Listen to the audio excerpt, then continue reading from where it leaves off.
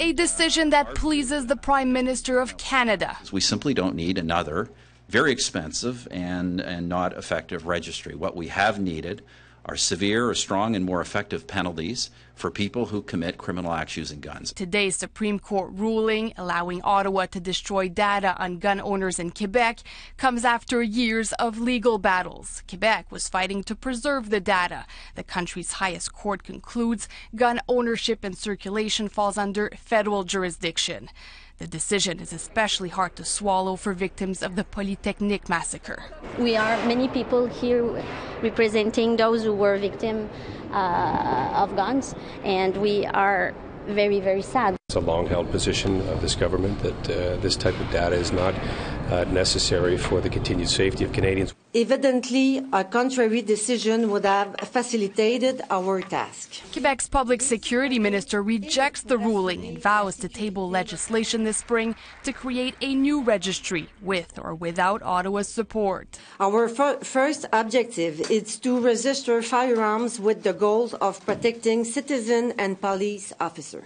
Thériault estimates the new registry will cost about $30 million. Quebec would have preferred not to start from scratch. Public finances are tight, but the minister notes the desire for greater gun control is something that unites all Quebecers.